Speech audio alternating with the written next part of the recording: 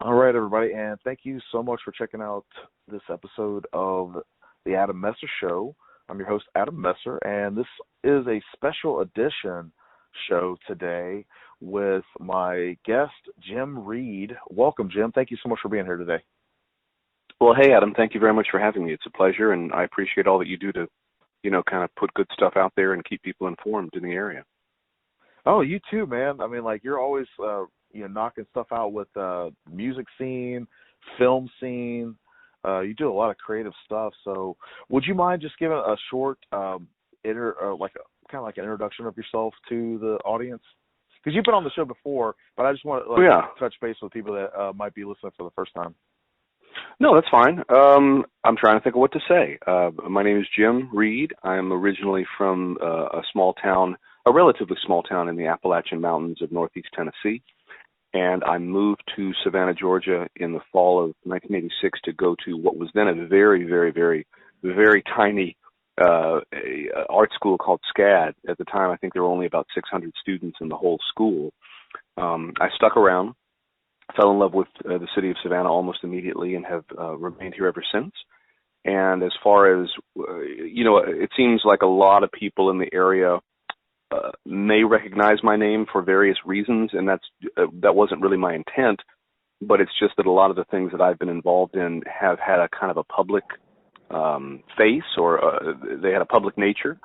So I am the creator, the executive director of an organization called the Psychotronic Film Society of Savannah, which has been around since 2003, I believe, and we host regular public screenings of unusual motion pictures that would otherwise not come to Savannah. Over the past 6 months or so, we've had to kind of, we can't do anything in public really for safety reasons because of the coronavirus situation. So we've actually turned that into kind of a virtual society, which has been sort of interesting. In other words, now we have online screenings, and the cool thing about that is, it's a bummer that we can't do it in public. That was a big part of the fun of doing it, was creating kind of a little unusual movie theater atmosphere. But the way we're doing them online, it means that there are actually people from all over the world who can join in who would never have been able to attend in Savannah. So that's cool. Yeah. And then on a musical level, some folks are familiar with some of the music projects I've been involved in. I started playing original sort of alternative, or what you might call underground music, in Savannah probably around 87, I guess. And at that time, there weren't really many folks doing that. And I've played in a number of different bands and booked and promoted a lot of concerts by sort of well-known artists from out of town, either national or international artists. So people have seen me kind of standing up in front of crowds, either playing music or introducing some act that I've brought to town or something, or showing a movie. That's kind of what people know me for. Well, I'm excited, man, because you've got this new album. Speaking of music, the Pineapple Upside Down tape, which is I guess the subtitle says The Elevated Basement, by your record label Fake Fangs, right? Yeah, it's a new record label. Fake Fake Fangs. Fake Fangs Records, like those little cheap plastic white things you stick in your kid's mouth. Yeah, Fake Fangs. Yeah, the vampire teeth or whatever. Like, I remember as a kid. You remember those little wax gummy ones that they used to have? Oh yeah. Yeah. I listened to the album, man, and so everybody, background here for myself. I moved here in Savannah. I moved to Savannah in 1996, the week of the opening Summer Olympic Games, and I found Savannah to be like a really neat town. It was kind of, when I first moved here, it was kind of a sleeper type town. There wasn't as much to do as there is now, but it was crazy because there was a nice little alternative scene here, especially in the early 90s, I guess the late 80s, early 90s, mid 90s. There was like that big alternative grunge, movement. And I always loved house music. And so when I was listening to this album, I was like, dude, this is like a real cool throwback to that era. And so now let me ask you a question. I'm curious because you say you really love house music. Now, do you mean do you mean the electronic dance music from Chicago that's called house music, or do you mean you enjoy going to see rock bands playing in somebody's house? The electronic dance music. Oh, okay. Yeah, I wanted to make sure. Okay. Yeah, I like house bands too, which you do the concerts, and I love that too. But I used to love listening to like the techno rave type stuff. Gotcha. And now I understand. The house gotcha. tapes, and so it kind of reminded me of that because it's like the songs are so I don't know, man. It just they're very moving, and a lot of them are emotional. But I love the fact that you drew this all together, and you're like, hey, so can you talk about like the genesis of that? Yeah, sure. Yeah, and the reason I was asking and trying to clarify if you were talking about electronic house music is because except for one song on the record we're speaking about that has some electronic elements, the overwhelming majority of the record is a very organic kind of rock or reggae based record. But I understand where you're coming from with that. I see what you're saying. So I formed this little label called Fake Fangs Records, and it's something I wanted to do for about 15 years, but I never had really the time or the energy to devote to it, and it always fell by the wayside, but it was always very prominent in the back of my mind. But with the coronavirus thing and being locked down, I had essentially lost every single I've lost every single one of my jobs, basically, because, like I said earlier, most of my jobs, or all of them really, they all featured a strong component of dealing with the public, So if I was, curating film screenings, well, those aren't really safe to go to. Independently promoting concerts, they're not really safe to go to. Playing in a rock band, my own band, like playing in bars and restaurants, that's not safe to do. I have a walking tour that I do, that's not safe to do. So I'm just sort of shut up in the house, trying to think, what am I going to do, right? I've got this pent-up creative energy. And I realized I was like, oh, well, I'm not making any money at all, right? And most performing musicians that I know right now are not making, they're making virtually nothing, because as I'm sure you're aware, about 10 to 12 years ago was when the big shift happened in the music industry. The music industry used to work, the way it would work is the artists, generally speaking, the artists would make a record, right? And even if it was an independent record, they would make a record or for a major label. And then the main reason that artists would go on tour and play live shows was to promote the record. They would go out and tour to try to convince people into liking them enough that they would want to go buy the record. But then when the Napster thing happened and internet downloading and music theft became a thing, it flipped that whole thing on its head. And now suddenly a whole generation of people either didn't feel they should have to pay money for records, or they weren't. And suddenly all these artists who had been that was how they made their money, was selling records, all of a sudden, well, nobody's buying their records anymore. It doesn't mean they're not listening to them, but they're not buying them. So they were then forced to figure out how to make more money. That's a big reason concert tickets went up in price so much, is that before the concert, that wasn't really their main mode of operation for money. So anyway, everything got flipped around, and everybody was relying on playing live. Well, all of a sudden, now you can't play live. So I was sitting thinking, I was like, there's a bunch of musicians in this general area, in the Savannah area, a lot of times who maybe they save up their money and they go make a little record, or they go in the recording studio. I knew this had happened because it had happened to myself over the years and to other people I knew. I've known a lot of people who are really talented and have good songs and whatnot, but kind of going in the recording studio is like an afterthought. You know what I mean? They're more, they're not thinking, they don't think they're the type of artist, and maybe they're not, who are probably going to attract some big record label's attention. So they basically focus on playing live shows and maybe selling T-shirts and stuff or whatever. And every once in a while, these bands would think, we should go and try to make a little record. And they would do it, but then after doing it, they had usually spent all their money making, like recording the record, and they had no money to put it out.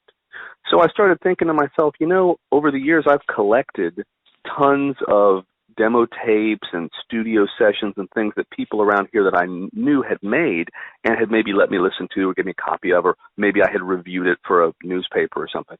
And I thought, these things are sitting around. They're not widely available. A lot of times they never actually got commercially manufactured into a CD or a piece of vinyl, or they're not online. And I thought maybe I could take the record label idea that I had, which was a little different. It wasn't necessarily, primarily focused on local music.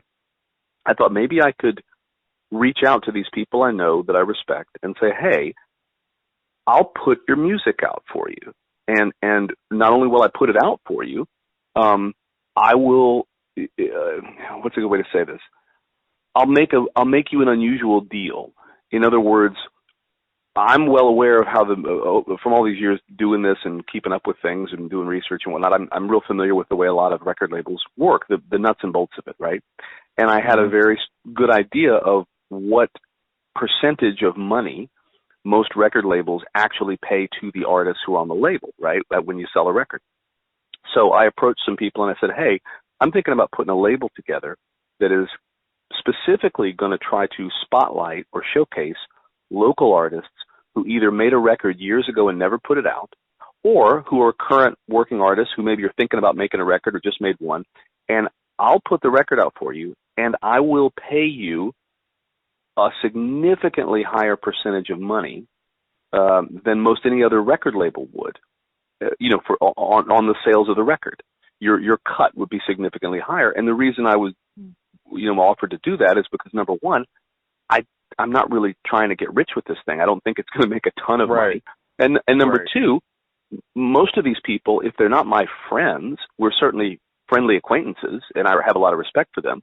So I thought, maybe what this can be is not so much a record label that is designed to make a ton of money, but what it could be is it could be like a one-stop online place where folks who wanted to learn about all the different types of music that were being made in Savannah from, the 60s on up through today, my idea became, hey, over time, I can hopefully slowly attract all these different artists, and again, I mean, literally, maybe people who are not even alive anymore or haven't played a gig in decades, but maybe they made a 45 record, or maybe they made an album back in the 60s or 70s that, they only made 200 or 300 copies of and nobody's really paid much attention to it. Maybe I can work out deals with them to track down, locate the master tapes of these records, have them professionally restored, make them sound as good as possible, and then put them up online for sale so people can listen to them for free and hopefully buy them.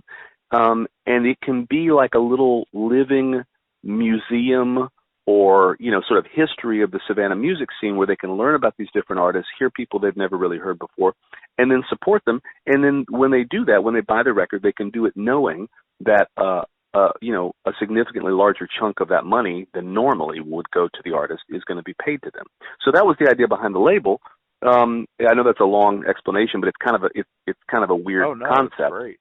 So that was the idea. And when I started thinking about doing this, the very first thing that popped into my head is like, well, gosh, what would I want to try to put out first?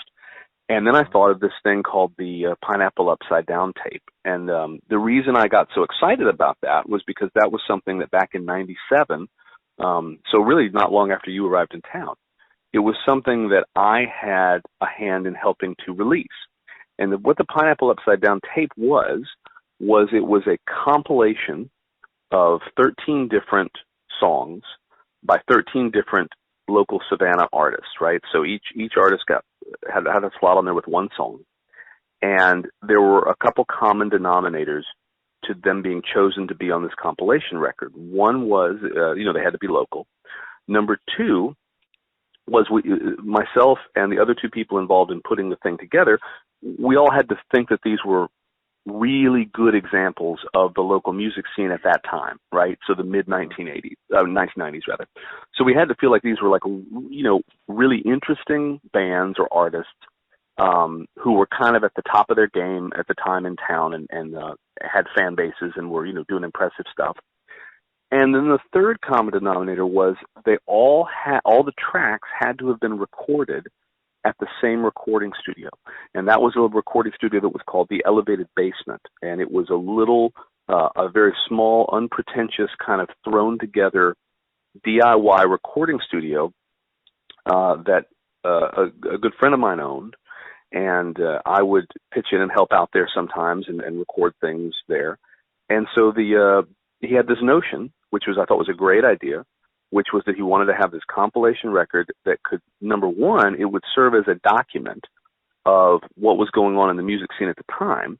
But number two, I mean, just in all honesty, number two, it would also be kind of like a resume piece for his studio. You know what I mean? Mm-hmm. In other words, when people listen to it, hopefully they enjoyed all the music and they enjoyed the bands, but there's 13 of them, so, you know, people are bound to like some more than others. But he wanted it to be, you know, to be a good advertisement, almost like a business card for his studio, like, hey, these 13 bands have all recorded at this little place that you may not have heard about, and check it out. Their recordings sound pretty good, don't they? And, you know, he hoped it would maybe interest people and drum up some business. So we put the thing out, and we only made 300 copies of it. Each copy was made by hand. I actually made them all by hand. I duplicated them all on cassette tape, and we made this. I made a kind of an elaborate fold-out cover. It was like a full-color cover that had, you know, credits and artwork and everything. And we made like 300 of these things, and within about 2 or 3 weeks, they were all gone. They all sold out, and we never made any more. And through the years, I would mention it to people, or somebody would say, "Man, whatever happened to that?" You know, people, it would come up in conversation. And except for me holding keeping an original tape copy of it that I had, I really didn't know anybody who even still had one. You know, because we're talking, it's been 23 years now. If they played it a lot, the tape probably wore out. You know. Mm-hmm. But when I started thinking about the label, I thought, well, gosh, it would be really cool to re-release the Pineapple Upside Down tape as the first thing on the record label, because number one, it fits perfectly with the mission statement of the label. But number two, that was and remains, it was the very first collection. It was the very first album ever made that was a collection of different original Savannah musical artists. I mean, to my knowledge, I'm not familiar with any other record that fits that bill. And I was pretty sure that I had the original master to the recording in my archives, but I had to dig it out, and it actually took me several weeks to find it. But when I found it, I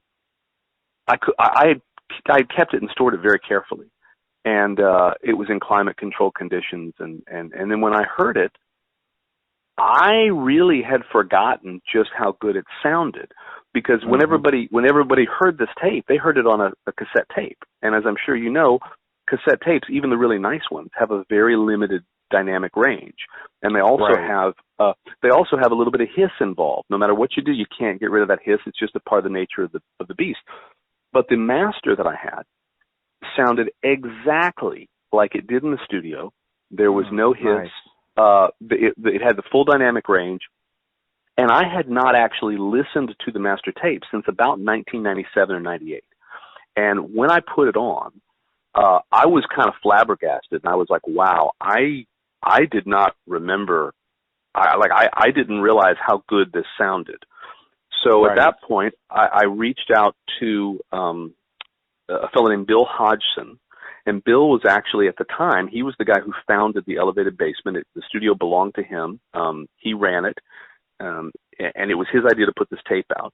Now, since then, a few years after this tape was made, he wound up actually I think selling or turning it over. I don't really know the specifics of it, but the Elevated Basement wound up getting a new owner, and that person still owns it to this day, and his name is Kevin Rose. And I don't know if you know Kevin, but his name is maybe very familiar to people in town who keep up with music. Kevin is a musician. He's played in a lot of really good bands around town over the years, a guitar player. But he also is I believe his current title is that he's the production manager. He heads up all the production for the Savannah Music Festival. And he also is in charge of, if not all, virtually all of the professional recording, the live recording that they have done over the decades at the Savannah Music Festival. Mm-hmm. So do you ever hear that show called, I think it's called the Savannah Music Festival Live, or Live from the Savannah Music Festival? It's a radio show that's on NPR. Do you know what I'm talking about? Mm-hmm. So Kevin actually, records most of that and then mixes it and puts the shows together. So Kevin has become a really spectacular live sound and recording engineer, and he was the third person who helped with the Pineapple Upside Down tape. So it was Bill, the owner of the studio. it was myself and it was Kevin. Kevin and Bill did the engineering and mixing on the thing. So I reached out to Bill and I said, I've got this idea. I want to start a little label and I would love to reissue the Pineapple Upside Down tape. And hey, guess what? I found the master. I've got it. And he loved the idea, and we worked out a deal. And he licensed it to me, gave me permission to reissue it. And then I took it to Kevin, who I think was real surprised and he hadn't heard the master since '97 or whatever. And I took it to him, and I got him to do a little bit of light remastering on it for people who may or may not know, just, meaning just to kind of clean it up sonically a little bit, you know what I mean? Just to sort of smooth out some rough edges. So it doesn't sound really any different than it did back in the day, but he was able to, what's a good way to put this? So back when we made the recording, there was no such thing as digital distribution, right? Right. Like that wasn't a thing. Like MP3s didn't exist. The notion of, at the time we made it in '97, the internet was brand new. I mean, hardly anybody even had the internet back then. Right. But the way things have changed, like when I was talking about the dynamic range of the tapes, the cassette tapes, you have sort of the dynamic range that a cassette tape can hold. Then you have the dynamic range that the CD can hold, which is significantly greater, right? But I knew that I was going to release this digitally. In other words, we weren't going to manufacture tapes and we weren't going to manufacture CDs. I just wanted to make it a high-quality digital download because I realized that that's the way most people would probably want to have it and enjoy it, right? And I took it to Kevin because I knew that in this day and age, when you have an older recording like that, it is often very wise to have the EQ and the compression of the recording slightly tweaked by a professional who really knows what they're doing to basically optimize it for digital downloads, meaning that you can tweak the sound just a little bit in certain frequencies in certain ways so that when people download it, you can almost compensate a little bit for the inherent loss of quality that will come from the digital format, like a download. You can kind of tweak it a little bit so it makes up for those limitations a bit, and luckily he was happy to do that and knew exactly, what I was getting at. And so he spruced it up a bit, and we put it out, and now after 23 years, people can actually hear these rare recordings in the same fidelity that the bands and the recording engineers did when they made them. And that's the crazy long story of the Pineapple Upside Down thing. That's pretty awesome. Yeah, I love digitally remastered stuff when it's true to the original. I like for example, Led Zeppelin. They've got. They had their stuff all digitally remastered, and you can listen to like an original recording and the digitally remastered, and the digitally remastered to me seems like it's more like what you would hear if it were live, versus the way that the analog recording was, before, you'd hear it, but you could feel it, but like that difference of live music, and recorded music. I think digitally remastered is about as close as we can get to live, and I love it. But back in the day, like in '97, talking about that, I actually worked for Peppermint Music, which is a record store. Oh yeah, I remember. I remember Peppermint. Yeah, I worked for them as a store manager, and we actually sold a lot of cassette tapes. We sold a lot of CDs, and we sold VHS tapes. And the thing about Peppermint Music, when I worked there, I wasn't in the music scene, but I worked for a record store, and I loved it, man. We had I worked at the one in Statesboro, and there's an artist, Lil Jon. He's from Atlanta, and he actually came to our store one day. And I bet he did. When he first had his Get Crunk single on cassette. Right. And it was so crazy because like you mean the Cass single? He had a Cass single. Yeah, it was a little right. And we actually started playing it for him, and he like had a whole little entourage. So I've always loved music, and I especially like indie music, and I like the fact that you have revived this after all these years and given it some new life, because I feel like it is important. I mean, I as an indie, well, you're a writer, as an indie author myself, you get a different vibe and a different feel from people who are trying to put something out there that is not formulaically generic. And that's one of the things that I love about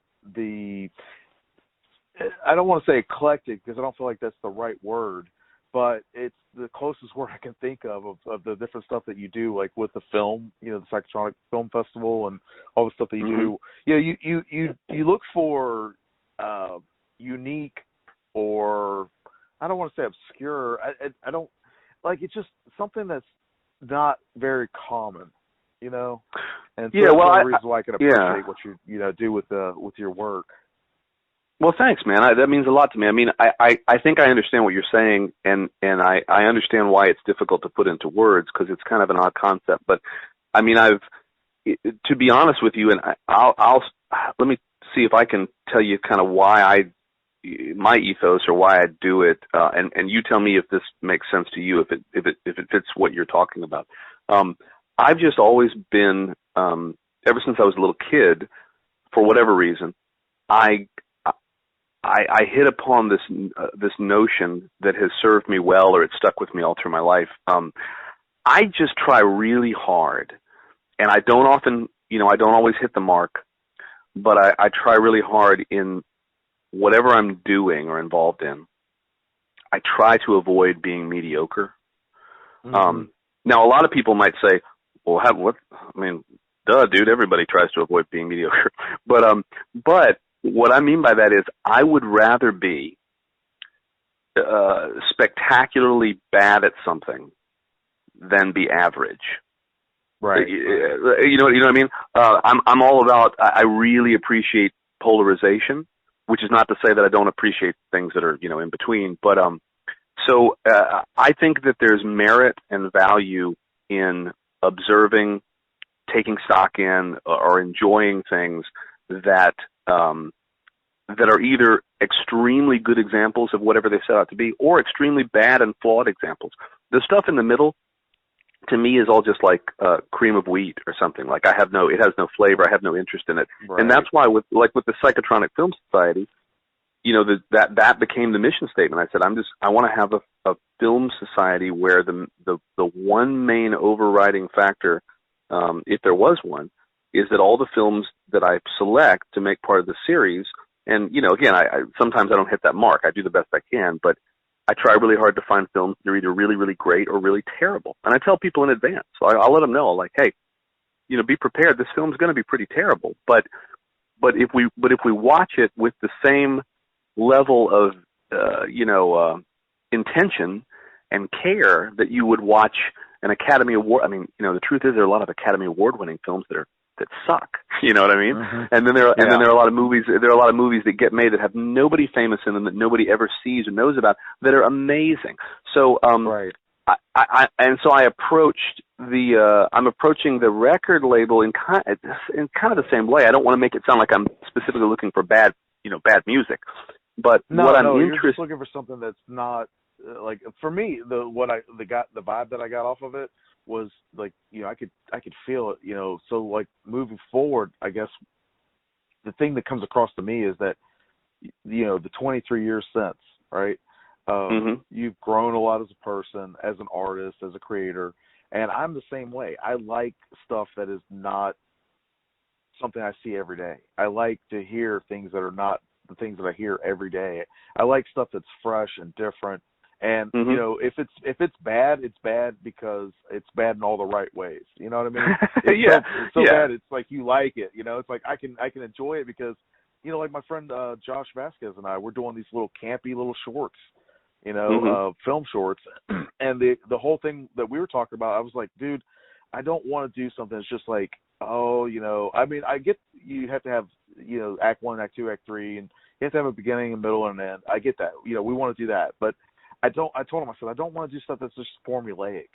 We're so inundated with marketing and advertising and consumerism every day. I like something that's refreshing. I mean, like, I know you've apologized for talking a little bit too long. You don't need to apologize. I'm verbose. Because I love that. I remember the first time I interviewed you for the Savannah Morning News, and you sent me back, like, I don't know, it was like 3,000 words or something like that, and I had to cut Maybe. it down to I had to cut it down to like 500, and right. I love it because the folks that are invested and the folks that are interested in being able to read the stuff or listen to it or whatever, they're going to enjoy that extra factor, in my opinion. That's one of the reasons why I like talking with you. It's one of the reasons why I follow, the group. And I can't always watch the films because of my work schedule, but I love seeing like the different stuff. And I wish there was a different word besides eclectic, because I don't like the negative connotation with that. But I didn't realize there. I'll be honest with you, Adam. I didn't know there wasn't a negative connotation with eclectic. Is there? I mean, do you feel that way? Because I've never thought of it as being a pejorative in any way. No, not like a name calling type thing, but more of a like just. Or like when you, or it sounds kind of like, oh, like it's just haphazard and there's no purpose to it, sort of. No, more of the snobby side of art. Oh, okay. More highfalutin kind of. Well, here, like, oh, you wouldn't understand this because it's. No. Yeah, no. My whole thing. Yeah, my thing's the opposite of that. I think that I'm trying, if anything, to for lack of a better term. So like with the So like with the Psychotronic Film Society, in a way, I mean, it sounds like even the name, like the Film Society. I mean, it sounds like we're all, sipping, I don't know, Pernod and taking Tuinals and wearing tuxedos and somebody's fanning us and feeding us grapes or something. But that's not what it was meant to sound like. But what I wanted that to be like, and what hopefully it is, I wanted the Psychotronic Film Society to serve as you got to buy a ticket to get in. Like when we have a show, every once in a while they're free, but most of the time you got to buy a ticket. So they're anywhere from like say $5 to $8 or $9, right? Now when we do the thing online, you don't have to. It's just free. But if you want, it's one of those things where we say, hey, if you want, send us a donation through PayPal or Venmo if you feel like it. But you don't have to. You can just join in, right? So so the whole idea was, I thought, what if I could create essentially an inexpensive or free adult education class in the history of cinema. That's basically. Right. In other words, I thought, what if there existed an opportunity for people to come once a week or twice a week, whatever it is, whenever they feel like it. It only costs a couple bucks, and essentially what they get is they get a slightly irreverent, goofy, fun, but actually still very serious type of an adult education class in film criticism, but very lighthearted, okay? Mm-hmm. And the idea, but unlike a standard film history class or cinema studies class, where, I mean, they're focusing on the best of the best of the best of the best of the best of the best films from all around the world that have ever been made and why they're so important and why they're so indelible, right? And I thought, well, I want to have this kind of class where at least a third of the films we show would generally be considered horrible, laughably inept trash, right? Mm-hmm. But I want to try to find, like, nothing is 100% bad, nothing is 100% trash. Matthew Sweet might be 100% fun, but it's like I want to try to find, like, what are the diamonds that are buried in this pile of in the dung heap of these films, right? And there's always something amazing. I find that sometimes you'll watch a movie where, the plot is ludicrous and the writing is terrible and the special effects are bad, but for some reason, there's like 2 or 3 people in the movie, 2 or 3 actors, who are giving like the performance of their life. They're walking around in the movie acting at an incredibly high caliber. You're watching it and you're like, wait a minute, did these guys get choplifted in from like The Godfather or something? Like why are they putting so much effort into doing a wonderful, believable job of delivering this terrible dialogue? And it's because you realize, well, they were serious about it. Like they weren't hoping to make a bad movie. They want to do a good job. And it's the same thing. You'll see that in other movies. A movie might be terribly acted, but you'll go, my God, who did the costumes for this movie? it's, they're treating it like John Malkovich is in the film, when instead it's Scott Baio or whatever, right? So right. So I think the other day. Well, I was going to just add on to what you're saying. The other day, I watched like a mini documentary about Joe Pesci, and like his first film. Well, I mean, it would be a mini documentary if it was about Joe Pesci, right? Oh gosh, no short jokes, right? But it was so cool because he had like, he never really wanted to be an actor. He did this like, kind of like a campy B film, movie or whatever. But Robert De Niro saw it and just loved his acting so much. Yeah, sure. And so he got involved, but he always wanted to be a singer. And so, Oh yeah, well, he's actually a pretty good singer. He's a pretty good singer. Yeah. That's what it kind of reminds me of when you were talking about that, because you have some people who are just hidden gems and they take their craft seriously. Just like with this, with your film society and with your new record label, you're here in Savannah, you're on a $0 budget, doing this. That's right. It's world-class entertainment because of the level of professionalism that you bring to it. So I feel like that is a good highlight of, exactly what you're talking about, because you are delivering the that's interesting. performance with it. Yeah, you're doing the same kind of thing that you're talking about with the acting. You're doing the same thing with with the entertainment that you offer to people. That you say, hey, let's watch this horrible movie and then let's have a good time talking about it. Or hey, let's not necessarily make fun of it. Let's try to see it. Let's try to give it some respect that maybe it's never gotten before. Yeah. Well, let's give some fresh life to it. Yeah. I hadn't thought about it like that. That's interesting. I will say this, the thing for anybody who winds up going and sampling and hopefully buying a copy of the Pineapple Upside Down tape, I will say this. What we're talking about, you were looking for the right word and you said, I don't know if it's eclectic or whatever. This is what I would say, and I don't know if this will ring true to you. The common thread, I think, if I had to zoom out, the common thread that runs through all the stuff that I present as part of the Film Society, and now, and also through the concerts I would promote, right? So either under when I was helping out some friends and we were doing a thing called Tiny Team Concerts many years ago, and now there's a thing that I do just essentially on my own with the generous help of some friends who step in and kind of act as volunteers or help me with it, and that's called Knocked Out Loaded. But occasionally when I bring artists to town for shows, the same mindset applies, and I realize that the same mindset applies to Fake Fangs Records, which is this. I really treasure and value, and I want to elevate individuality. So the movies that I'm showing, the whole thing of like trying to avoid mediocrity, there's another word for mediocrity. There are many words for mediocrity, but when things are bland, or when things are cookie cutter, when things are sort of predetermined. Yeah, a lot of the reason that lame movies are just lame is because they're made by committee. There's like hundreds of people involved in, 100 people have to sign off on a decision to get all this money to make the movie. So they all weigh in on it, and it has to please them before it ever gets made. The problem with that is, you've probably heard a lot of times they'll open a business or they'll do something or whatever, and you hear this all the time.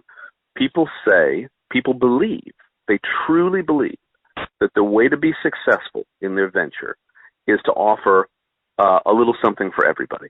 You hear that all the time. Right. People say, I want to have a store that has a little something. Okay.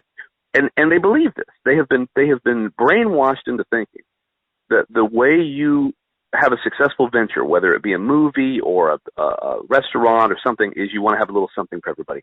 And I don't know if I can say this on your show, but that's complete horse shit. I don't know if you have to bleep that out or not. But this is the podcast version, so it's not. I've been holding my tongue all along. Okay, cool.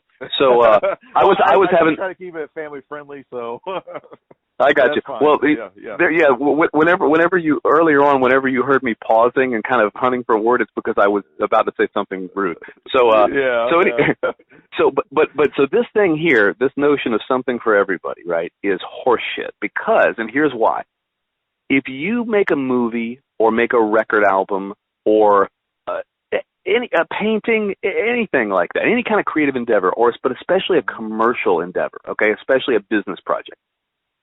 If you are trying to have a little something for everybody, then inherently you wind up not having enough of any one particular thing for anybody. Yeah. You see what I'm saying? Yeah. And now with a company like Amazon, okay, that's different because that's their whole shtick. The whole shtick is they've taken it to an absurd level. And like they say down in Vernon, Florida, you can go to the extreme on anything, okay? So they've taken this adage, what I just said, they've basically, put it through like an atomic blender, and it's become so large that it's so ludicrous that doesn't even matter. But in the case of, so like with Fake Fangs Records, the Pineapple Upside Down tape, it is, I want it hopefully to serve as a microcosm. I want it to serve as like a little taster. So when people go, oh, this is the first thing the label put out, okay, what's this? And they may listen to it. A lot of people may not dig it at all. Or they may say, well, there's 13 tracks on here, and the truth is I only really liked 4 of the bands. And that's totally legitimate because it's all about taste. And there's, you can't predict someone's taste. And the whole idea of the Pineapple Upside Down tape is that it's like a Whitman sampler, okay? It's like a box of, I don't want to get into the Forrest Gump thing, but it really is. It's a Whitman sampler where each one is totally different. They have something in common, but they're all very different, and nobody's going to like all of them. But the thing that you hear, that you were talking about earlier, and I this is what I believe. I believe that the sort of intangible thing that you were mentioning that attracted you to when you listened to the compilation. You said, oh, I kind of like the way the sound of it has been. You were talking about it feeling kind of fresh and different. Okay, here's what I believe that is. It's the individuality of each of the 13 bands, artists that are on there. I agree.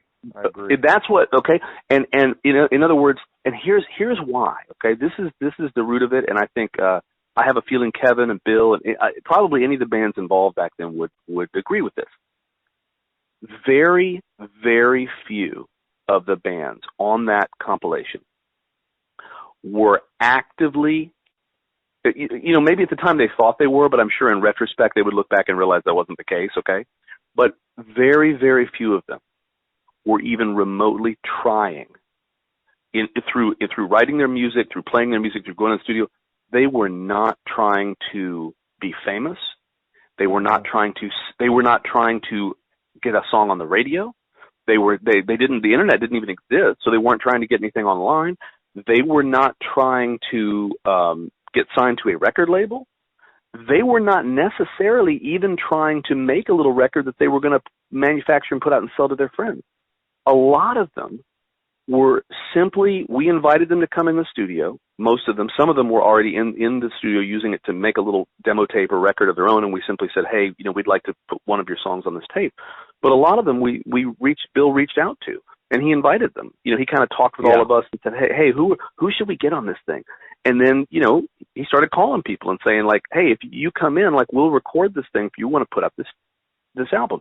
So all the people not all, but most of the bands on there, they were doing it for only one reason, and that was they were doing it for the sake of the art. They were doing it because they wanted to make it, and they wanted to. They hoped people would hear it. But above and beyond that, they didn't really. Nobody was like trying to they weren't trying to put Savannah on the map or anything like this.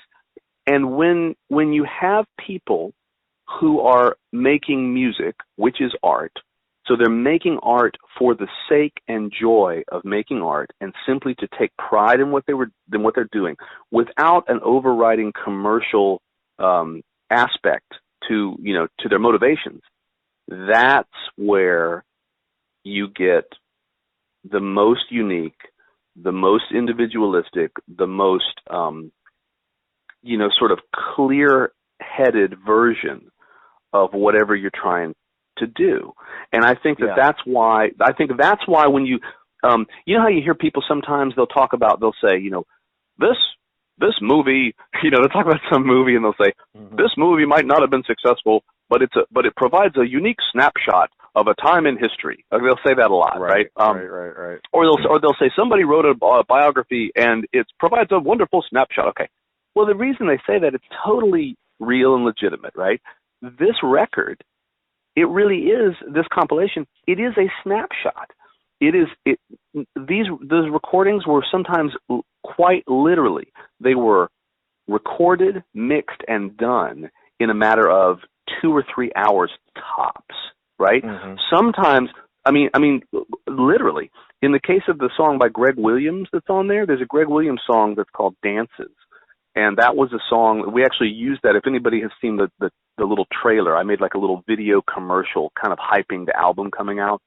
And the background music in that is this Greg Williams song. And that was a song, we invited him to be on the record, and he didn't, at the time, have a band or anything. He was just a local singer-songwriter guy. I think he was in between having people playing with him. And I told him, or Bill told him, we said, we want you to do something kind of unusual, something you haven't normally done. Well, he came in and he said, I've got this song I want to record. I've written it. I don't think he had ever shown it to anyone before. I don't think he'd ever played it for anybody. It was just something he'd done on his own in private. And he had probably, I think he wrote it on an acoustic guitar. But he came in and said, hey, like, he asked me, would I play drums on it? I said, yeah. I think he asked Bill, will you play bass on this, right? Because Bill was a bass player. Bill said, sure, right? And so that recording, if I'm not mistaken, because it's been 23 years, but if I'm not mistaken, Greg is playing all the guitar parts. I think he's playing every single guitar part on. There's like 3 or 4 guitars, but it's all him, right? Just overdubbing. He plays the solo. He plays the rhythm guitar. Okay. And I'm playing drums. I think Bill's playing bass, and Greg's singing. But that was a situation where he came in. He said, he showed us the song, and we literally just worked it up. And I said, well, how about this kind of drum beat? And Bill said, how about I play this? And we talked about it for about, I don't know, probably 15 minutes or 20 minutes tops. And we kind of said, does this sound pretty good, Greg? And he goes, yeah, that sounds good. And then we made a couple suggestions to Greg, and he put down the acoustic guitar. He played it on electric, and then we cut it. I mean, nice. I'm serious when I tell you, I think that that day in 1997 is the very last time Greg Williams ever played and sang that song. I mean, immediately after that, it never showed up in his shows. It was just this weird thing we did one afternoon that took about an hour and a half or 2 hours. And honestly, when I go back and listen to it, Greg's made 3 or 4 records since then, and some of the records are very good. I'll be honest with you. I think that little Dances track, even if it has nothing to do with me playing on it, I think it's one of the coolest things he ever recorded. And for people to hear it, when they hear it, if I didn't tell that story right now, right, and most people may not hear this interview, I don't think anybody would ever. They wouldn't think that. Yeah. They would think, oh, this guy Greg Williams, it sounded like he had a pretty cool band, and this was in their heads. They're probably thinking, I guess this is like one of his, most popular songs that he played every night, and he went in the studio. Yeah. But literally, it was like he might have written it. He might have written that damn thing 2 nights before, for all I know. And he goes, "What do you think of this?" We go, "Sounds great. We did it, and it was done." And so in that respect, that is the polar opposite of these records that people fuss over and take weeks or sometimes months to finesse. I mean, a band like the Red Hot Chili Peppers, that guy Anthony Kiedis, the lead singer of that band, he can't sing. And when I say he can't sing, what I mean is he can't, he's got terrible pitch. Like, he can't stay on key. He can't hold a tune, right? He's really good at the guttural rapping thing. But when it comes to actually singing, he terribly can't do it. But most people would never know that to listen to their records, because on the records, he's like this crooner, he's like, right, he's doing that whole thing. But what they don't know is that a lot of that is achieved by engineers after the fact in the studio, meticulously cutting and pasting sometimes 1 or 2 words at a time from multiple takes. He might sing that song 30 times in a row, and they have to go through like a jigsaw puzzle and cut 1 or 2 words from here and there where he's on key and pitch, and then string them, digitally splice them, edit them, and string them together, and then run it sometimes through an auto-tuner, just to give the illusion that he is actually a talented singing vocalist, right? And so that is like the complete opposite of this sort of stir-fry thing we did for most of the tracks on that record, where, you know, those bands came in and sometimes they were really well rehearsed and they had their act together and they just basically played it mostly live in the studio, just like they would at a gig. They maybe overdubbed a guitar solo, or maybe they added some backup vocals. You know, sometimes they would sing the lead vocal afterwards, just because you don't, in a studio that small, you oftentimes don't want to sing the lead vocal at the same time you're cutting the music, because if you don't sing, you know, if you don't sing particularly well that time, or you make a mistake with the lyrics or something, it's really hard to go back and fix it, you know, if you're playing at the same time. But basically all that stuff in there is kind of stir-fried. It's like it's what Richard, I think it was Richard Gutierrez, the record producer, the guy who, have you ever heard that song, I Want Candy? You know that old song, Mm-hmm. I Want, yeah. Okay. So that song was a hit for, oh man, what was the name of the British band, you know, with the female singer? Anyway, I can't remember right now. But that was actually a song from the 60s that he wrote in the 60s, and it was a hit for it was like a one-hit wonder for a band called the Strangeloves. Oh, Bow Wow Wow. So in the early 80s, Malcolm McLaren, you know, the Svengali behind the Sex Pistols, you know, another fake band, you know, Malcolm McLaren got Bow Wow Wow going, and he had them do a cover of I Want Candy, right? But it was originally a record in the 60s by this band called the Strangeloves, and Richard Gutierrez was the guy, I believe, who wrote it, co-wrote it, and produced the session. And he started calling his things instant records. Like, it's an instant record, meaning that, like, he would get in there and they would just knock these things out. And a lot of times he wound up having hits from them. So that's kind of what the Pineapple Upside Down tape is. It's a collection of instant records, you know. You know, I love the fact that you were talking about with the art when people are doing it, because I feel the same way. When people are doing it for the pure love of the art, you get a different end result, different end product. And sure. Like the little small publishing house that I started, Valhalla Books, the authors that I selected for my upcoming anthology, I had worked with them before. Not all of them. I mean, like 10 out of the 13 I'd worked with before, but all different folks that I enjoyed their work. And the other 3 folks were all referrals from the first 10.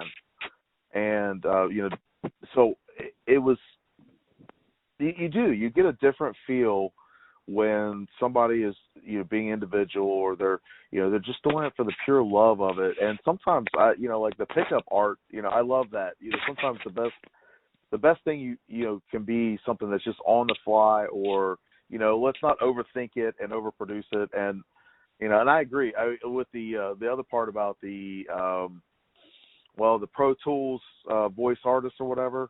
You know, I love people that actually can sing, that they, you know, they're real singers, versus the ones that are, you know, that their voices are synthesized, or that their voices, when I say synthesized, I mean digitally enhanced, or, you know, whatever.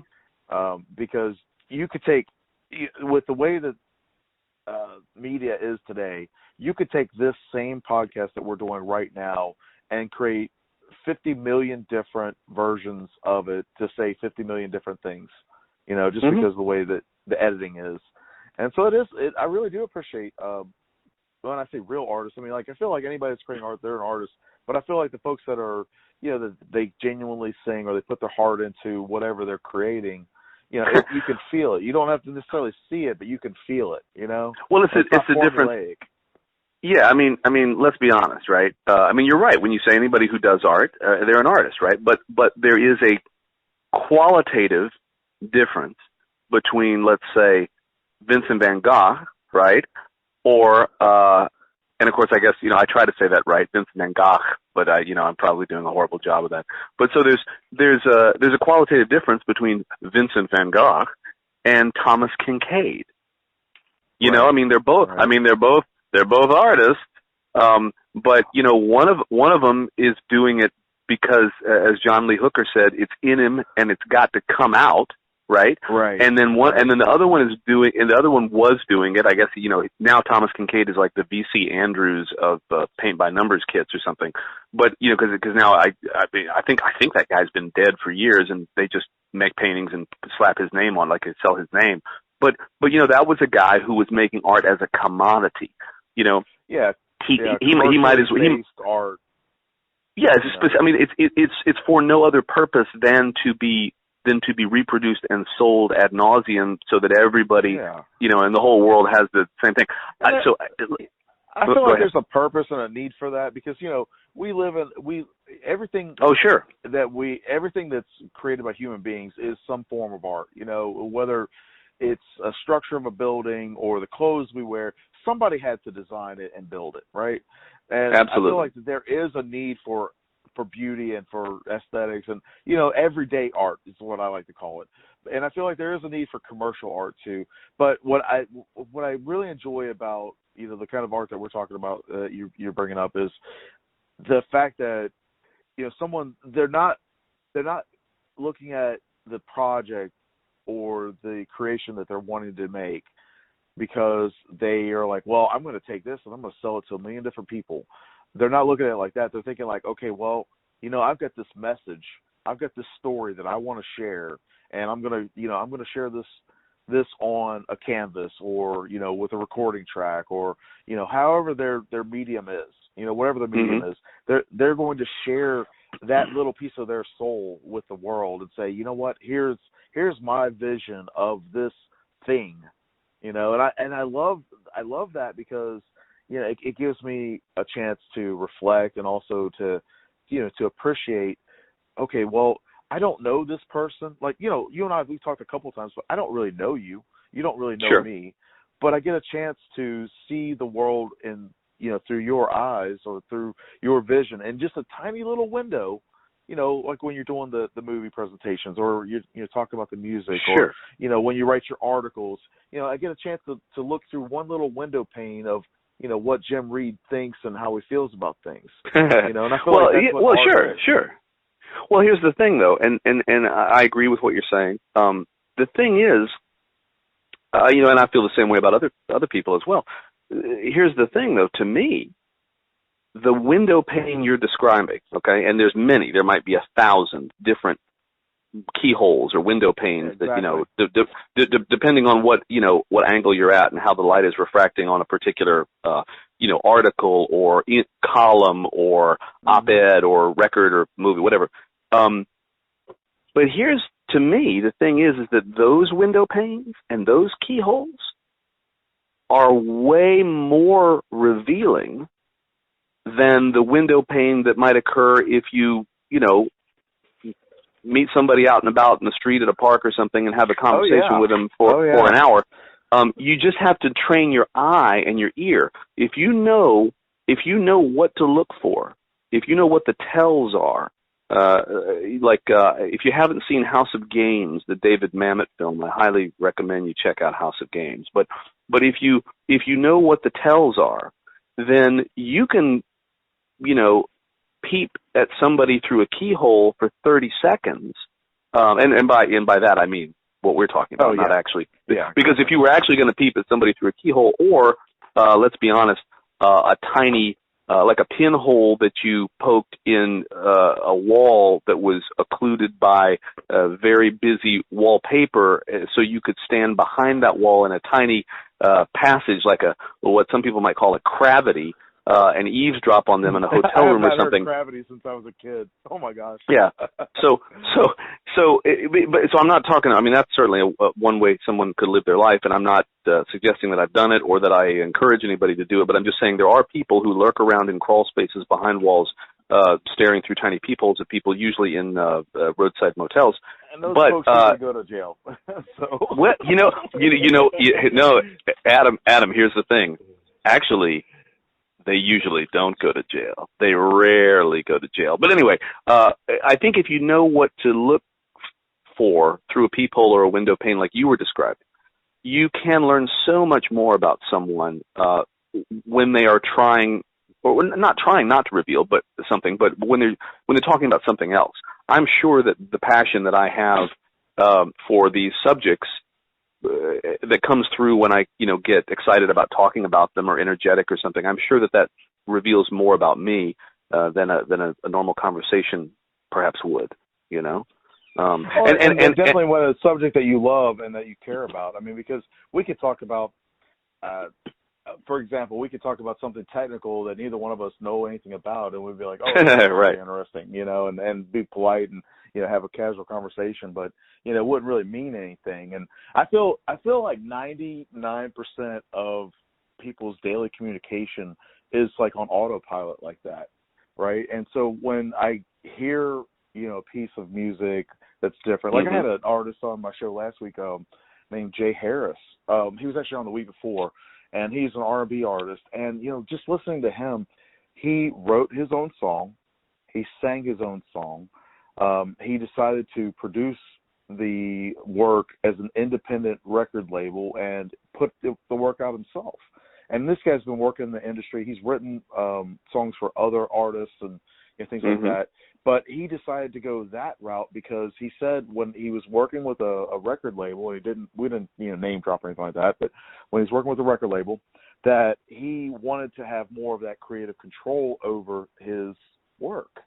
Sure. And I could really appreciate that because, I put stuff out there. I mean, like, for example, when sometimes, you write an article, for example, you put an article out there, you don't know how it's going to be received until people read it. Sometimes you never hear anything back. Right. Sometimes the only time you'll hear anything back from a person is if they don't like it. Yeah, but you'll hear back from them quick if they don't like it, or they're, like, especially with the internet, people, like you were saying back in 97, there was not really internet distribution. I mean, the internet was like a bunch of chat rooms and stuff back then, and people really, whatever. Today, you put something out, you release something, and, like yourself, you've got this record label that, really you started something, 20-something years ago, doing the work, you revive it, you bring back something brand new from this art, and then you're out there talking about it because you care about your work. You really have the passion about, what you're doing.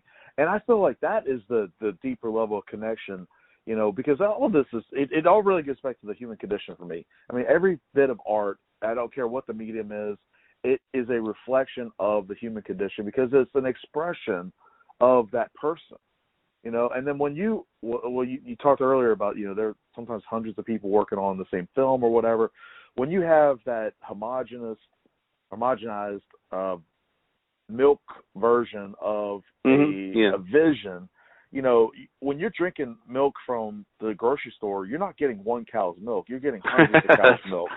That's right. And when you see, you might have a director that has a main goal, but if there's hundreds of writers working on a script for a 120-minute movie, how much of that person's individuality do you actually get? You might catch a really cool line, but do you know who wrote it? You don't. Yeah. Well, because there's hundreds of people working on the same thing. And, I love the fact that when you have somebody, when you have a small creator, independent creators, whatever, when they're doing a project because it's a passion project and they love what they're doing, you can feel that in their work. It doesn't have to necessarily be the best thing in the world. Like you said, some of these movies are terrible. Yeah. But some of them, some of them are a lot of the movies that I show through the Psychotronic Film Society, the ones that we term, quote unquote bad movies, or what I try to, what some people call movies that are so bad they're good, in that you can sort of twist your head around and take enjoyment, and sometimes it's not cruel enjoyment. Sometimes it's not mocking. You can just really revel in the absurdity of these films. A big part of that, with the really low budget movies, the ones that are made, for next to nothing, a wing and a prayer, there's a reason sometimes that you get a good feeling watching those movies. Even if the movie is a horror movie or a thriller or, a suspense movie or something, you still come away from those movies just a sort of feeling a little bit lighter a little bit more hopeful. And I'll tell you why I think that is. And I, other people may not agree, but when you make a major motion picture, or even a fairly what is today called a fairly small motion picture, a small motion picture today, as compared to a micro feature or an ultra independent film, a small motion picture costs like 18 to 35 million dollars. That's considered a small motion picture, right?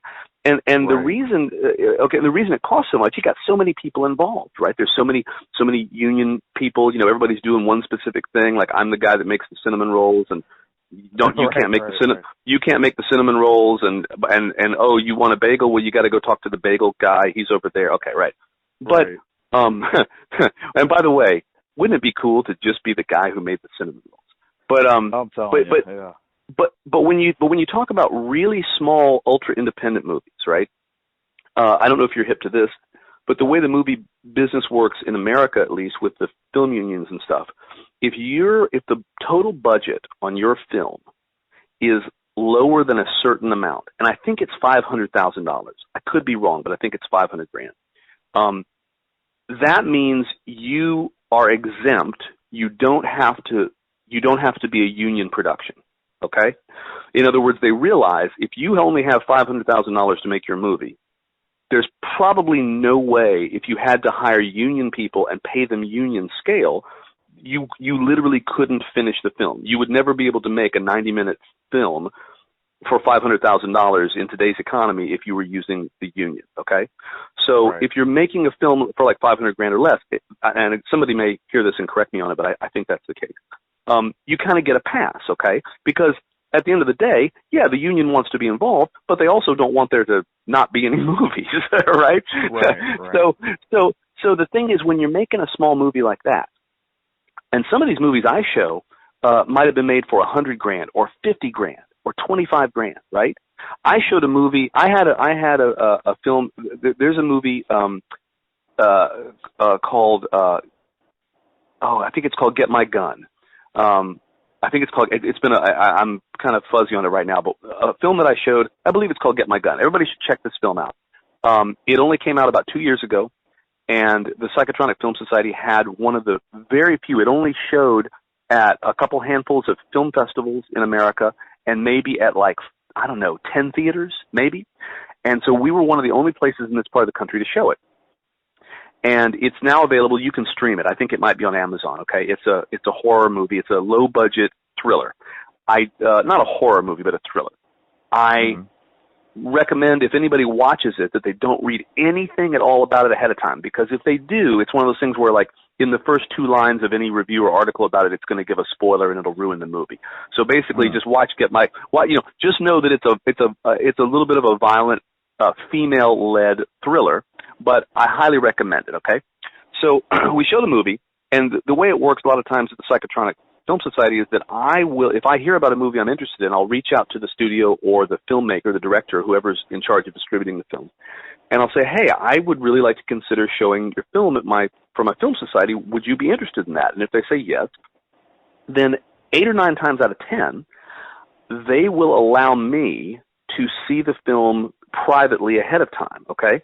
They'll send me a copy-guarded DVD, or they'll send me a private, secure link where only I can stream the movie and it can't be downloaded or copied. Nobody can see it because they don't want to screw up the distribution.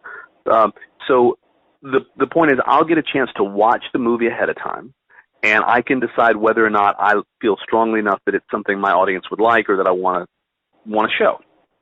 So in the case of Get My Gun, I spoke with the director, and he said, it hasn't, people can't buy it yet. It's not on DVD or Blu-ray or anything. I'd love for people in Savannah to see it, sure. So he sent me a copy to watch. I watched this film. I didn't know how much it cost to make, okay? Looking at it, after having run a film society for years and years and years, I've gotten pretty good, better than most, at guesstimating the budgets on independent films. So I looked at this movie, and I said, this movie looks surprisingly good. It looks good, it sounds good, but I can tell it was done really on the cheap. And I assumed that it was somewhere between $75,000 at the low end, and maybe like $125,000 or $150,000 to make this movie. That's what I assumed. I thought it probably could have cost as little as $75,000. I wound up making an agreement to show the film, and at some point before I show the film, I'm talking to the director, and we're having a conversation. I said, "Hey, man, I just want to tell you, that film looks great. Like, it looks great and it sounds great. I'm just curious. Some directors and producers never want to tell you. They do not want to tell you what their movies cost. And there are certain reasons for that. The main reason for that is they don't really want anybody to ever know how much it costs, because a lot of times, if a movie studio wants to buy the picture, if they see it and go, hey, we'd like to buy that and put it out, they don't want to tell the movie studio, we made it for $150,000, because the movie studio will go, well, how about if we just give you $160,000 and then you made $10,000? It's like, that's a good deal, right? Yeah. So a lot of times they'll make a movie for $150,000, and when the studio comes around and they say we're interested, they go, yeah, it only costs us $250,000, and then they make $100,000. So sometimes I never want to say, but this guy, I'm talking to him, and I said, yeah, blah blah blah. The film looked great, and I said, if you don't mind me asking, just out of curiosity, what was the budget just to make it? What did it cost you to make that movie? Because I feel like, I said, I'm assuming it was somewhere in the neighborhood of like maybe as little as like, I don't know, $60,000 to $75,000. Now, it's been a couple years and I don't have the figure right in front of me, so I'm going to get this won't be exact. I'm pretty sure that he told me that he made this movie. And I mean made it, like in terms talking about paying all the actors, the equipment, editing it, the locations, the sound, the food for everybody to eat, right? Designing the movie, everything. I think he said it was something like $1,800 or like $3,100. It was less than $4,000, and I think it might have been less than $2,000. And I said, and I was like, and I was like, dude, what? I was like, what are you talking about? And he's like, I didn't have any money to make this movie, man. I'm so happy it's won these awards at festivals and people are digging it. And I was like, I literally couldn't comprehend. Now, I understand, okay, he already owned the camera, right? He shot it, but it wasn't a very expensive camera. He already had a computer set up that he could do editing on, okay? So he had certain, but heck, most of the film, a lot of it was shot with natural light. So he didn't even have he didn't even have a bunch of lighting gear. None of the actors in it were famous, right? A lot of them were like people who acted up near his hometown in like community theater and stuff, right? But the point is, he made a film. He made a great looking film with great performances. That, I mean, I thought it cost $80,000. And I'm sure a lot of people who watched it would never have guessed it cost that little. They might have thought it was, I don't know, $300,000 picture. That Joker made it for like $2,000 or $3,000. That's not even what it costs to buy a pretty damn crappy old ass used car, right? Right. And now again, he didn't make a ton of money on it, okay? But the point is, the reason I bring all this up is, and I'm kind of going around in a big circle. It's like driving around the perimeter in Atlanta. Like, I'm going to get back to where we started, right? So one time, this is true, man. This is true. One time in the early 90s, I think, late at night, I was in Atlanta, right? And anybody who's driven in Atlanta, and if you don't quite know where you're going, you're totally screwed, right?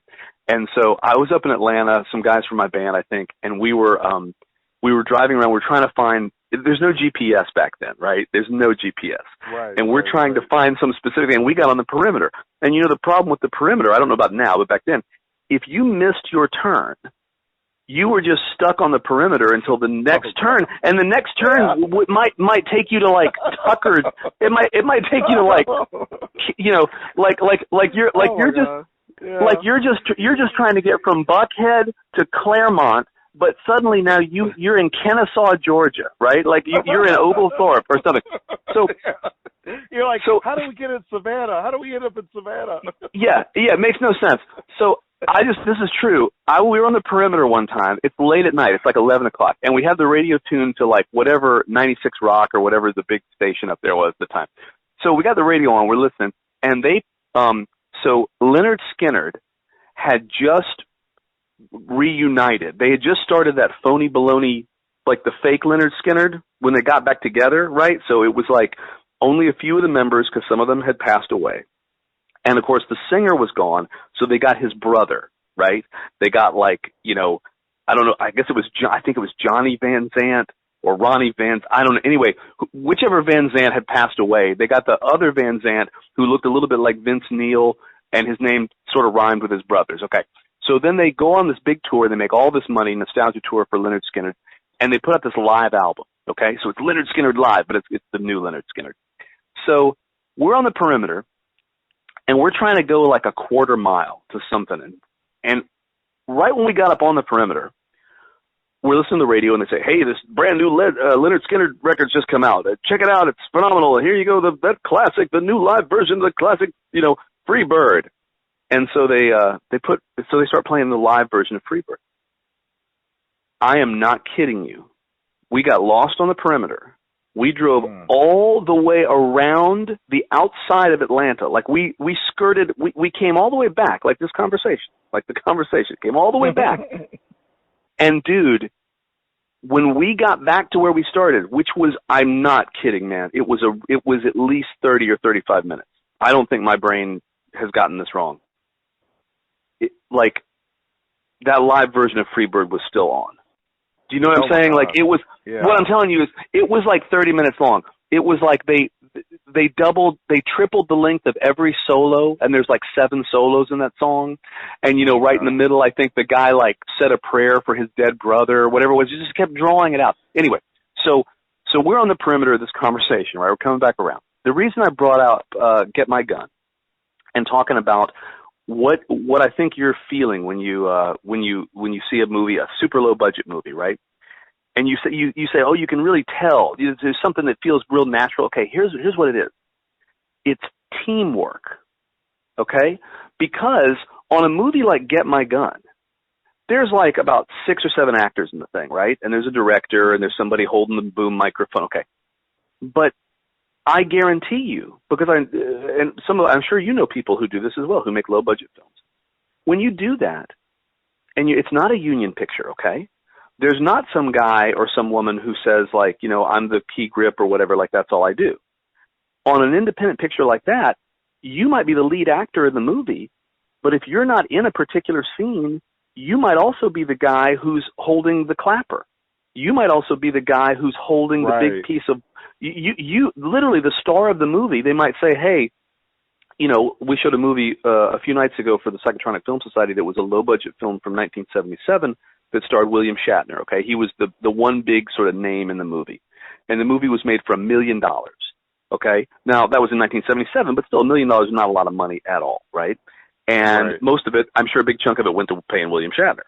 But I know for a fact from reading interviews and stuff with him, on that movie, whenever William Shatner wasn't in a scene, I mean, if they needed to, they'd just be like, hey, Bill, can you come here a minute? And he'd walk over there, and he would sometimes wind up being the guy just off camera who was standing holding a giant piece of white poster board that they would bounce a light off of, to shine light on the other actor. So when you're in a situation like that, everybody suddenly, there's no caterer. It's like maybe the director made a big pot of chili that day for everybody. Do you know what I mean? And so everybody is like, they're all working together on a common goal. They know they've got no money. They know they've only got 18 days or 15 days or something in which to complete a movie that they all hope will not be embarrassing to them. So everybody is like working 14 and 16-hour days, and everybody's busting their ass, and everybody's pitching in and lending a hand and doing stuff that maybe they would never, ever do in a million years, and maybe they're not even qualified to do. But it literally, that's the way it feels. And back in the 1990s, the early 90s in the Savannah music scene, to a certain extent, that was the kind of feel of what was going on. Everything was... Everybody just pitches in and kind of does their part and helps out and whatever. Well, people. I guess what I mean by that is it's not like... it's not like everybody's pitching in with other bands and stuff, but I guess what I mean is that there was a sense of camaraderie. I'm not saying that doesn't exist in today's Savannah music scene. I'm sure it does, but it's very different because with the advent of the internet, okay, and with the world today is so different than it was 23 years ago, and Savannah is so different. Back in 1995, 96, as you know, because when you moved here, it was a totally different town. We had tourists, but we did not have a tourist industry. Back in 95, 96, there were maybe 3 or 4 tops, what you would call fancy restaurants in town. Like, that was it. You know what I mean? Mm-hmm. There were maybe 3 or 4 what you might call nice hotels. I mean, everything is totally different. Late at night, in 1993, 94, 95, on a weekend night, during the year when it wasn't St. Patrick's Day, downtown was often essentially vacant. There weren't. I remember being frustrated when I first moved here because I moved here from Cincinnati, and I was used to be able to do stuff 24/7. I moved here, and it's like, well, everything's pretty much closed at 10 o'clock, and I was like, what? I actually worked at Kinko's on Abercorn. And when I first moved here, and you and I probably knew each other. I probably came out there and had you. You probably wound up Xeroxing some band flyers for me. Yeah. I worked there third shift, and man, we were like one of the only places around that was open 24/7, and it was crazy. But yeah, it was like that. Dude, I guarantee you. I absolutely guarantee you that you and I have met before in a previous life. I guarantee you. I would be the guy who would go out at 3 a.m. to Kinko's and Xerox a bunch of homemade CD covers and stuff. I guarantee you that you and I cross paths. Yeah. We had like one of the only color printer copiers in the whole area. Right. So, right. That's awesome. But hey, I want to. I know we got to wrap it up here in a few minutes, but where can people check out your new record label and also the Film Society?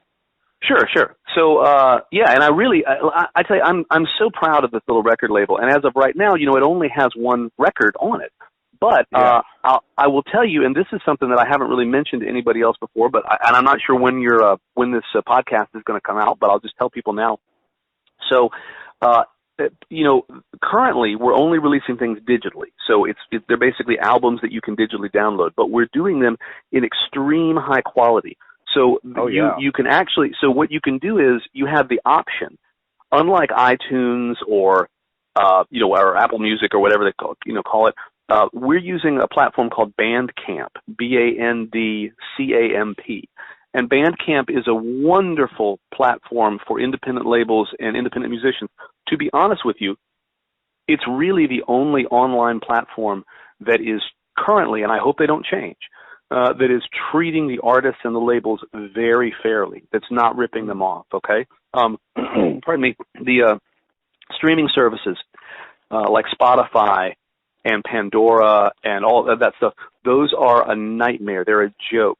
People don't realize that when they pay for subscriptions to those services, that those companies are just blatantly and flagrantly treating the musical artists who are on there. I mean, it should be criminal, and maybe one day it will be. But anyway, the thing with Bandcamp, what makes it so cool, is that you can go on there and you can actually listen. You can listen to the whole songs, not just a little sample. You can listen for free and decide if you want to buy it. Hopefully people do. And then when you do buy it, if you want to download it, you can download it directly to your computer or to your phone, and you get to choose the format that you want it in. So if you prefer MP3 because they're really small, they sound pretty good and they're really small files, you can do it. If you prefer something like FLAC files, which some people may know about, or WAV files, these are lossless files where the file size is much larger, but they sound amazing compared to MP3s. And there's no extra charge. So you can download all of them if you want. You can get it in all the different formats. But the cool thing is once you do that, you own it forever, okay? There's no copy guard on it. You can do whatever you want to with it. We hope you encourage other people to buy it instead of giving it to them. But you also then own the record albums in the cloud. So then you can get an app for your phone, okay? And then anytime you want to, you can just stream all the records that you've bought on Bandcamp. You can stream them completely in amazing quality through the internet. So a lot of people who are purchasing our records from Fake Fangs, they're not even downloading them. They don't. In other words, they don't want to download them. They don't have the space. They buy them, and then once they own them, they can just pull them up and listen to them whenever they want. So if people want to do that, they can simply go to Fake Fangs. So it's FakeFangs, fakefangs.com. That'll take them right to the Bandcamp page. And currently, there's only one album up on there, but the first Friday of every month from now through the end of the year, we're going to release a different new record of some kind, either a single or an EP or an album, and it'll either be something brand new that nobody's ever heard before that's has been recorded very recently, or it'll be like the Pineapple Upside Down tape. It'll be a reissue, a first ever digital spruced up reissue of some older record that maybe has been completely unavailable for years or even decades. So it's a good way. It's a good way for people to just check out and learn about some of these artists that they may have said, God, I didn't know that person ever existed. I didn't know that band was around here. Or if for people who were living here in the 80s, 90s, the 2000s, whatever, they may go, oh my God, I remember I used to go see that band at Devin Michaels Pub, or I used to go see them at Jim Collins Bar, or I used to go see them at the Velvet Elvis or the Jinx or whatever. And they'll go like, I didn't even know they ever made a record. A lot of times these bands would made records, but they never put them out. And so there are people who will remember seeing these bands. They might have really enjoyed and gone to see them all the time and never knew that, locked away in a closet or an attic somewhere was a record. So I encourage people to go whenever they want. But if they check it out on the first Friday of September, October, November, and December, there should be something new up there. And so that's the best way to find the record label. And anybody who wants to join the Psychotronic Film Society of Savannah, that's free, and it's basically just a community of folks. We're on Facebook. I know a lot of people don't care for Facebook, and I'm not thrilled with Facebook myself, but for our purposes at this point, it's the thing that seems to work best for the most people. So all you have to do is, if you go to Facebook, just search and look up The Psychotronic, which is Psychotronic. So it's the Psychotronic Film Society of Savannah. There are a handful of Psychotronic film societies around the world, but you got to go to the one for Savannah. And it's a private group, so you have to click a button that says, like, I'd like to join, right? And it's a private group, and we're not snooty or anything.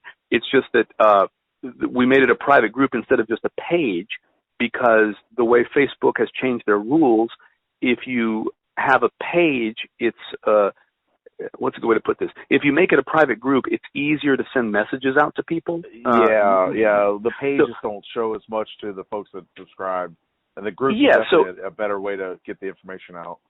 People can interact. So all you got to do is go to the Psychotronic Film Society of Savannah private group on Facebook, ask to join, and then I'll let you in. I'll click welcome aboard.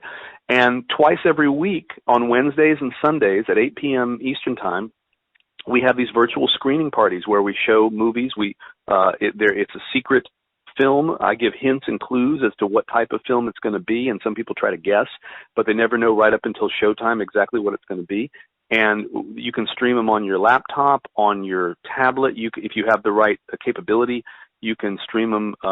You can cast them to your television set, and we discuss the films afterwards online. It's a nice little community of people from all around the world, and really the only thing they have in common is they all just really like adventurous movies and talking about them. And I try to do my level best to pick films that people have maybe never heard of before, or if they have heard of them, maybe they've never had a chance to see them. And I welcome anybody to check out both of those things. I really appreciate you coming on today, Jim, and talking with us about the new record label and about the film and art and everything. So I'm glad that you're out there doing this, and like the individuality. Yeah, I think that's a great way to put it, because I couldn't think of the word, but yeah, individuality or individual. I think that's a great way to put it. So I appreciate you being here today. Yeah, well, I really appreciate you asking me and having me back, and it means a lot to me to be part of what you're doing. I have a lot of great respect for the effort and the energy and the time, everything that you devote to doing these myriad, efforts that you've got going to, which are helping to highlight and educate people about a lot of different, worthwhile things going on around the area. And I would just say that I wish you continued success with all this, and I hope that you and everybody who listens to this, I hope they're staying safe and healthy and being very, very cautious and thinking of their friends and neighbors' health at least as much as they're thinking about their own. Definitely. All right. Thanks a lot, Jim.